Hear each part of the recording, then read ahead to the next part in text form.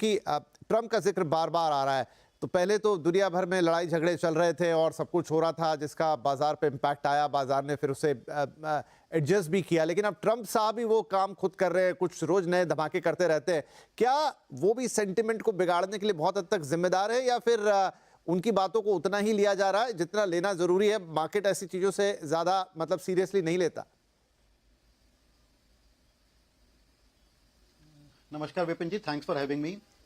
देखो, एक पुरानी कहावत है कि जब अच्छी खबरें आती हैं तो लोड्स में आती हैं, और जब सेंटिमेंट नेगेटिव चल रहा होता है या नेगेटिव खबरों का दौर होता है तो भी एक के बाद एक आती रहती है, and it takes time for any person या market to recover from that.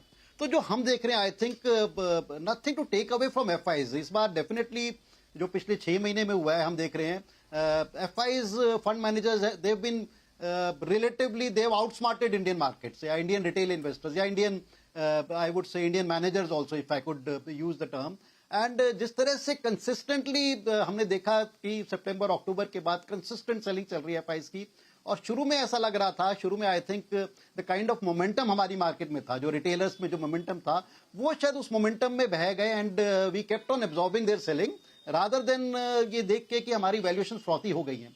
Valuation फ्रॉती हो गई हैं, और ये मान के चल रहे थे, आई थिंक हमारे भी काफ़ी लोगों से पिछले दिनों भी बात हुई है, काफ़ी दिनों से ऐसी धारणा हो गई थी फॉरेन मार्केट्स में कि apart from Indian market being फ्रॉती, कि रुपी में भी स्टेबिलिटी देखने को शायद नहीं मिलेगी, और ये काफ़ी दिनों से धारणा चल रही थी कि अल्टीमेटली रुपी में settle somewhere between 88 and 90 rupees in a period of time. I am not talking about 1 month और 2 मंथ्स।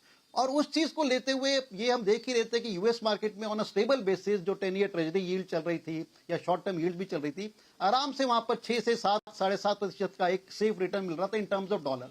तो इन सब चीजों का समीकरण बना, हमारी जो Q3 के रिजल्ट्स आए, आई थिंक डेफिनेटली नॉट अच्छे रिजल्ट्स नहीं थे, और Q4 के भी जिस तरह रिजल्ट्स आए कोई बहुत ज्यादा इंकरेजिंग नहीं है। उसके बाद जो ट्रम्प फैक्टर आया, so I think it was a combination of all this things. और जैसा कि हमारे अभी कलीग्स भी कह रहे थे, इट्स नॉट दैट कि पूरे वर्ल्ड में इस टाइम मंदी है। अगर आप ग्लोबली देखें, काफी सारी market apart from the US market, उन्हें भूल जाइए, वो तो डेफिनेटली बहुत सीरियस और परफॉर्मिंग मार्केट है। अपार्ट फ्रॉम दैट काफी सारी European market, Chinese market, Japanese market, I think they have been doing pretty well in last, अगर हम 1-2 महीने की बात करें। सो अब ये कहना कि कहां पर एफआईज की सेलिंग थम जाएगी, कहां पर they will take a respite and we'll take a U turn, कहना थोड़ा मुश्किल है, बट नियर टर्म में अगर हम बात करें, 2-4-6 हफ्ते की बात करें, I think take some time. Levels की बात करें, I think Nifty could easily slide another 5 to 7%। मेरा ये मानना है, what we have been advising our clients की ऑन अ ब्रॉडर बेसिस, कहीं 21,800 से लेके 22,500 के बीच में कहीं ना कहीं एक रिलेटिव प्लेटू या बॉटम निफ्टी में देखने को मिलना चाहिए। भारतीय बाजारों में जिस प्रकार की गिरावट देखने को मिली है, वो गिरावट इतनी अहम नहीं है, लेकिन ऊपरी लेवलों से भारतीय बाजारों में करीब 13 से 14% की गिरावट हो चुकी है, और यदि आगे भी ऐसा ही रहा तो बाजार 21,500 से 22,000 के रेंज में आता हुआ दिखाई दे सकता है, और वहां से हो सकता है कि बड़ा बेस बनता हुआ दिखाई दे। फिलहाल भारतीय बाजारों का करेक्शन एक बड़े मूड में है। आने वाले दिनों में भी भारतीय बाजारों में अच्छा खासा करेक्शन मोड देखने को मिल सकता है। बाजार की जो इस समय पे रेंज बनी हुई है, वो एक बड़ी रेंज है, और ये रेंज कितने दिनों तक बाजार में रहती है, वो एक देखने वाली बात रहेगी, क्योंकि पहले भी भारतीय बाजारों में इस प्रकार की स्थिति हो चुकी है, और ये जो गिरावट है, ये जो गिरावट का ट्रेंड है, वो ज़्यादा दिन टिकता भी नहीं है। पिछले 5 से 6 महीनों में बाजार में लगातार गिरावट ही देखने को मिल रही है।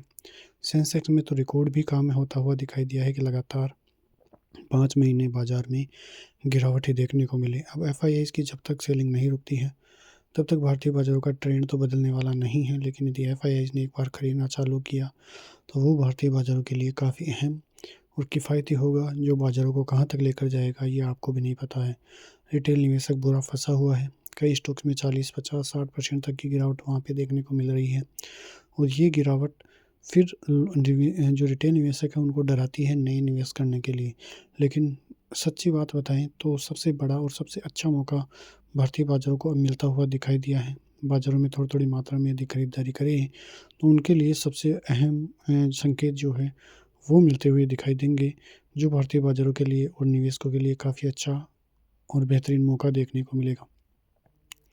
लॉन्ग टर्म निवेशकों के लिए काफ़ी अच्छा मौका है, थोड़ी बहुत खरीदारी वो करके चल सकते हैं। आने वाले दिनों में भी भारतीय बाजारों में अच्छे खासे मौके फिर से मिलते हुए दिखाई देंगे, क्योंकि भारतीय बाजार इस समय पे जो जहाँ पे ट्रेड कर रहे हैं वो एक अहम और अच्छे लेवल्स देखने को मिलेंगे। मिलते हैं नेक्स्ट वीडियो में, तब तक के लिए जय हिंद।